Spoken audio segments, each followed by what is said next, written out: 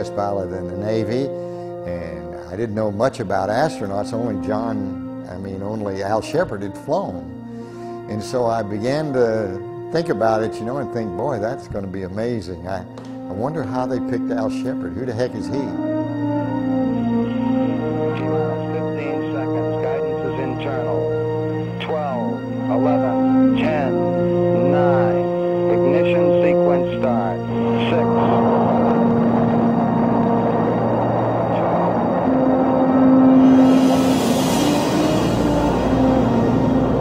See the rocket with the searchlights over in the distance, and behind it was this very thin sliver of the moon. And it was starting to sink in on me that this moon was one heck of a long way off.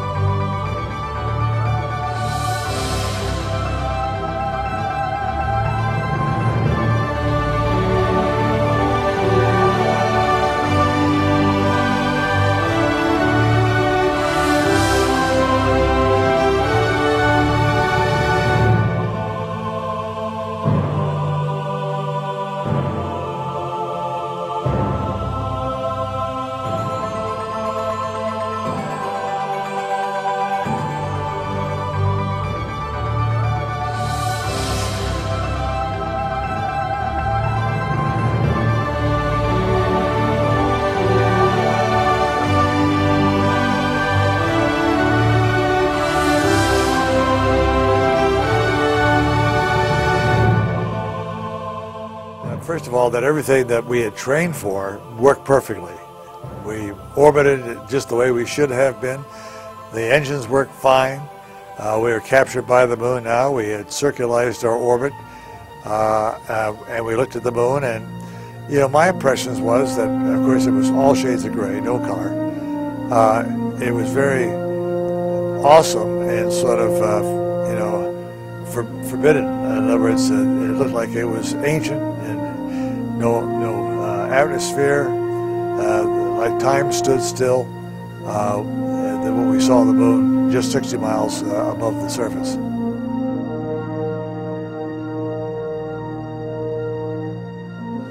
I couldn't believe it when early in our descent, Neil had a chart with marks on it, and we were looking down, and after about 2 minutes of power descent, he said, I think we're going to be a little long. I could not believe that he could say that he could observe that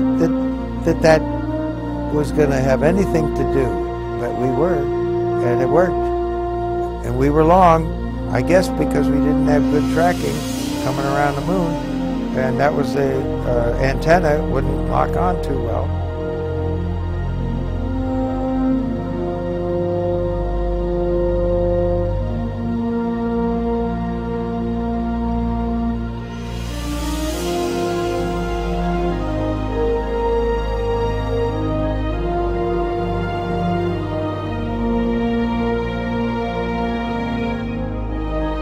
Step off the limb. That's one small step for man, one giant leap for mankind. Oh, that looks beautiful, Samuel. It has a stark beauty all its own. It's like much of the high desert of the United States. It's different, but it's very pretty out here.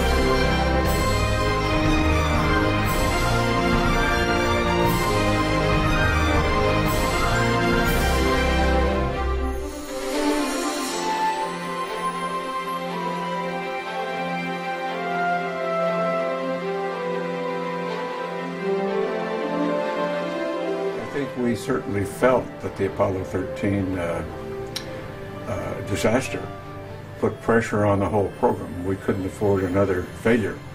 So had we not been able to land on Apollo 14 for some reason or another, and it did get a little iffy, that might have been the end of the lunar missions right there.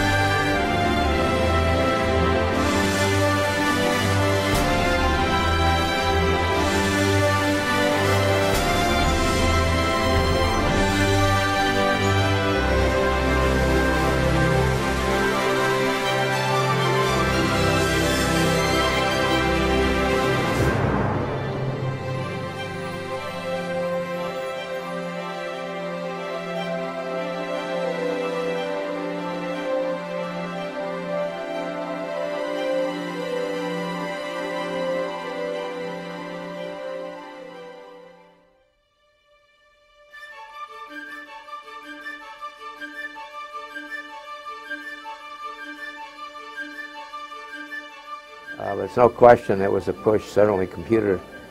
I mean, I'm amazed that we went to the moon with the biggest computer was less than a megabyte, about a tenth of a megabyte, in fact.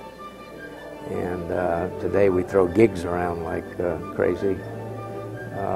So it's certainly pushed computing assets, which really more on the ground, the mainframes, they pushed IBM to develop to support both Rendezvous, the calculations needed for Rendezvous, as well as navigation, for translunar navigation to trajectory calculation.